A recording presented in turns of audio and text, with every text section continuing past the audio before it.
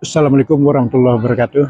Hari ini kami sengaja datang ke Taman Raya Bogor untuk melihat apa saja sih isi di Taman Raya Bogor. Nah, sekarang sudah ada di belakang saya Ibu Camat, ada Pak Le. Ya, sekarang saya mau keliling-keliling ya untuk melihat situasi dan melihat apa saja isi di Taman Raya Bogor ini. Jadi sekarang kita akan menelusuri semua seluk-beluk di Taman Raya Bogor. Untuk kita ketahui juga bahwa Taman Raya Bogor ini banyak sekali benda-benda ataupun tumbuh-tumbuhan yang bersejarah, baik itu tumbuh-tumbuhan yang bermanfaat untuk kesehatan maupun juga untuk tanaman hias lainnya. Sekarang saya akan mengelilingi, ada danau ini ya. Nih, coba kita lihat danaunya. Nah, ini di sebelah kiri saya, danau lumayan luas untuk kita kitari sekelilingnya. Pak, ya Pak. Nah, ini danau ciptaan dari kreator-kreator yang bisa menciptakan danau yang bermanfaat untuk orang yang berkunjung di sini. Ini luas sekali. Di sebelah sananya kita lihat cukup lumayan panjang ya danau ini. Akan kita telusuri sebentar lagi. Nah, ini ada jembatan putih, di bawahnya ini ada aliran Sungai Ciliwung yang mengalir ke daerah Depok dan Jakarta. Udah bikin banjir ya? Ya, suka ngirim banjir ke Jakarta dari sini aliran airnya. Yang ini yang besar-besar pohonnya adalah pohon kapuk atau randu. Nah, yang di belakang usia pohonnya sudah mencapai 153 tahun. Dan yang di depan ini dijulukinya pohon kapuk kembar, ini usia pohonnya 103 tahun yang dua besar ini.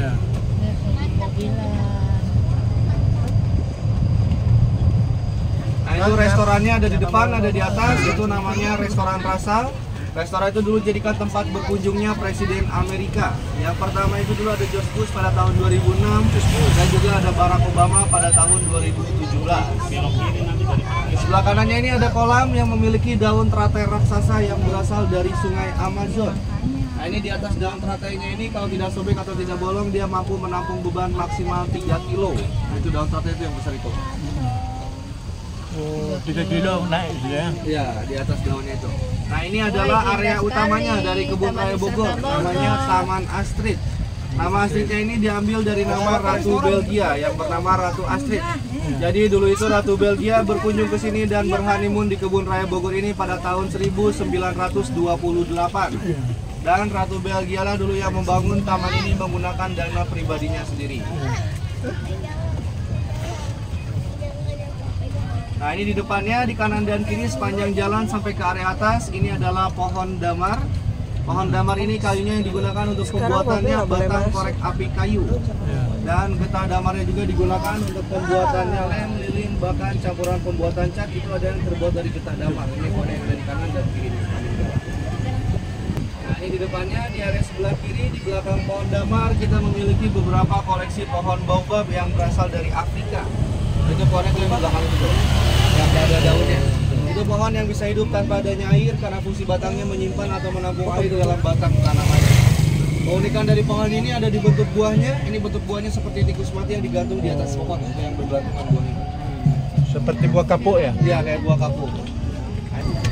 Istana mana istana? Istana terakhir, Pak. Oh terakhir. Nah, ini di sebelah kanannya ada akses pintu masuk. Ini namanya pintu masuk 3. Jadi kalau masuk dari sini, mobil parkirnya di belakang Restoran Rasa yang tadi. Ini di sebelah kirinya ada bangunan rumah kaca yang warna putih. Ini adalah geria anggreknya. Ini tempat pembibitan dan budidaya tanaman anggrek ada di sini. Ini dibuka untuk umum, jadi kalau mau melihat-lihat, berfoto ataupun membeli koleksi tanaman anggreknya bisa masuk ke area dalam sini. Nah, ini geria anggrek yang baru, yang besar ini bangunannya. Ini yang biasa dipakai berfoto dari dalam.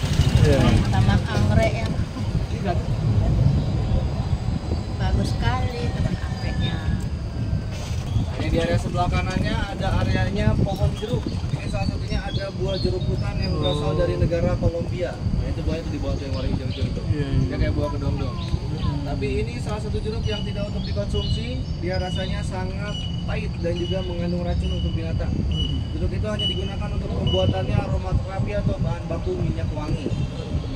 Di area sebelah kirinya ada areanya tanaman-tanaman obat. Nah, di sini ada temulawak, ada jahe-jahean, ada daun mint, daun sirih, ada kumis kucing, dan masih banyak lagi koleksi tanaman obat lainnya ada di area sebelah kiri kita ini. Nah, yang di bawah pot warna coklat. Di sebelah kiri tempat pembibitannya dua jenis tanaman kopi. Nah, ini ada kopi robusta dan kopi arabica di sini. Di area sebelah kanannya juga ini ada Taman Bapak Sujana Kasar. Taman ini dibangun dengan jasanya Bapak Sujana Kasar. Bapak Sujana Kasar ini adalah orang pertama yang berasal dari negara Indonesia menjabat di Kebun Raya Bogor ini selama 10 tahun sebagai direktur utamanya setelah merdeka. Dan di sebelah kiri kita ini ada buah sosis Afrika yang bergelantungan warna coklat. Buah sosis Afrika ini adalah makanannya gajah, kudanil, dan jerapah. Tidak bisa dimakan sama kita karena buahnya itu keras dan juga mengandung kadar alkohol. Di sebelah kanannya ini adalah pohon beringin Bapak Soekarno. Nah, ini yang menanam Bapak Soekarno pada tahun 1964. Umurnya berapa tahun? 60 tahun. Waduh. Jadi kita melintasi jembatan Surya Wah, Lembayu. luas sekali. Nah, ini di bawahnya adalah Sungai Ciliwung. Luas sekali tamannya.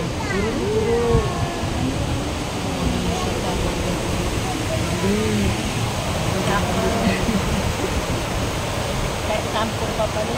Ini di area depannya, di sebelah kanan ini adalah pohon merantinya. Pohon meranti ini kayaknya digunakan untuk pembuatannya furnitur atau mebel yang ini. Meranti. Di sebelah kanan dan di sebelah kiri ini ada kayu ulin atau kayu besi. Dulu dimanfaatkannya salah satu untuk pembuatan bantalan rel kereta api. Karena dia kayunya semakin terkena air atau terkena panas akan semakin kuat, semakin keras dia.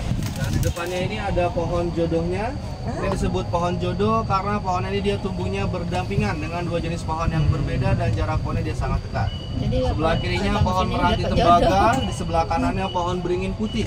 Pohonnya ditanam pada tahun 1866, usianya 158 pohon jodoh kalau orang lain yang lagi. pasangannya mereka akan berjodoh.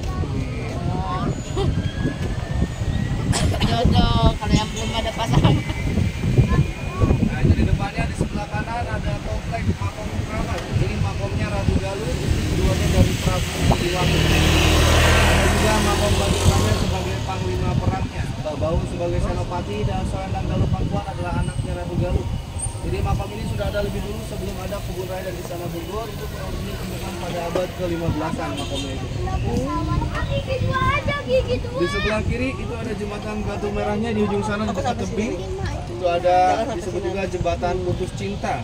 Itu yang kata orang zaman dahulu kalau pacaran lewat jembatan itu sesudahnya akan putus. Seperti itu. Makanya dilarang itu. Dilarang. Karena sudah banyak yang putus kali jembatannya. kasih perbodem.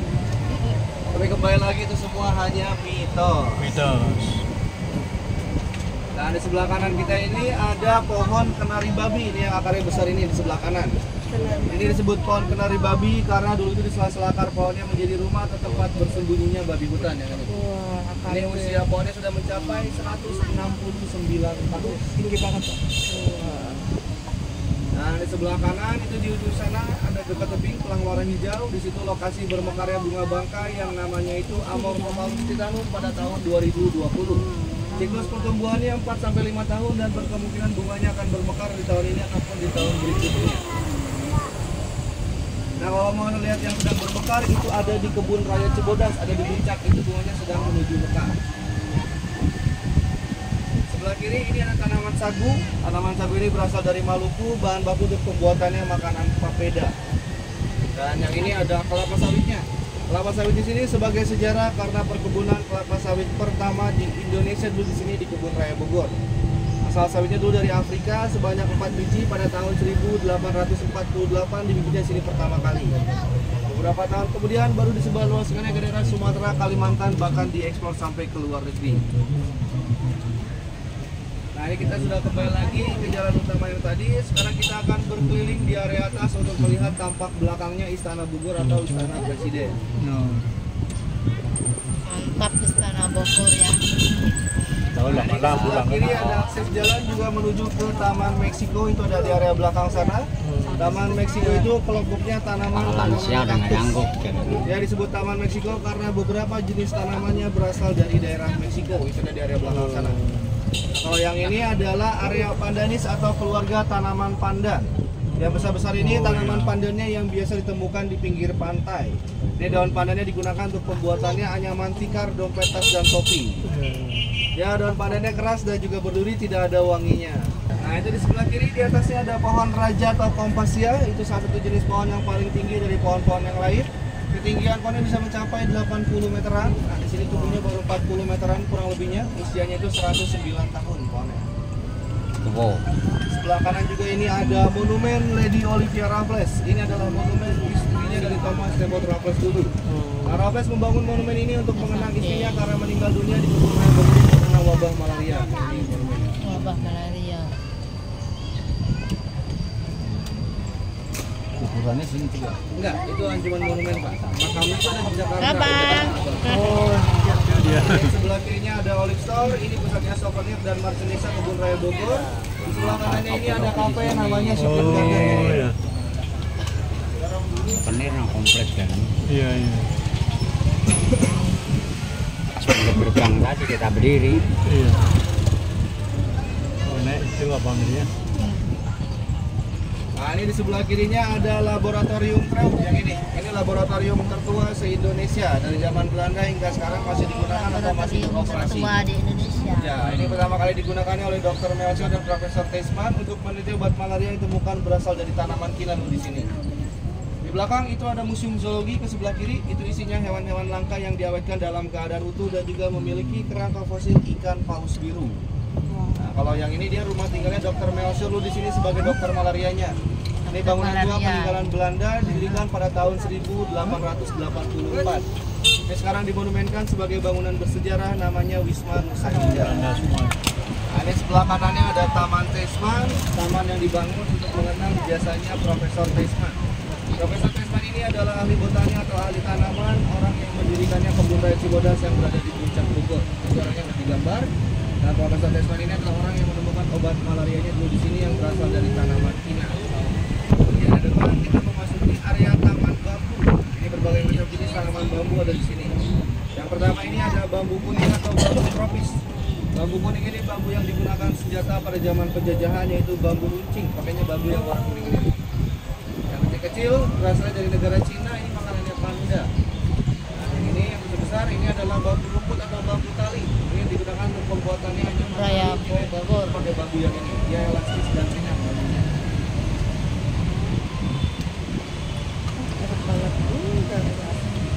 Sebelah kanan ada bambu lumung atau bambu hitam, bahan baku untuk pembuatannya alat musik angklung, pakainya bambu yang ini. Dan yang di belakang itu yang agak besar itu adalah bambu petung atau bambu gombong yang besar itu. Itu rambutnya yang paling enak dikonsumsi atau dibuat olahan makanan. Nah, di sebelah kiri ini ada salah satu cabang kantor BRIN. BRIN ini adalah Badan Riset dan Inovasi Nasional. Nah, BRIN di sini bertugas untuk meneliti atau mengelola tanaman-tanaman yang ada di kebun raya Bogor ini. Nah, di depannya itu tampak belakangnya Istana Bogor atau Istana Presiden dengan luas 28 hektar. Oh, itu. Jadi akses jalan ini hanya bisa dilewati oleh pejalan kaki ataupun pengguna sepeda. Nah, kalau jalan kaki dari sini sekitar 200 meteran tembusnya ke tempat pembelian tiket bus yang tadi di depan. Nah, ini di depannya di sebelah kiri ada makam Belandanya, itu ada 42 orang. Rata-rata meninggalnya karena terkena wabah malaria dulu. Nah, makam Belanda ini dibedakan dari batu nisannya, semakin tinggi atau semakin besar batu nisannya, semakin tinggi tangkanya atau jabatannya pada saat dia hidup di sini.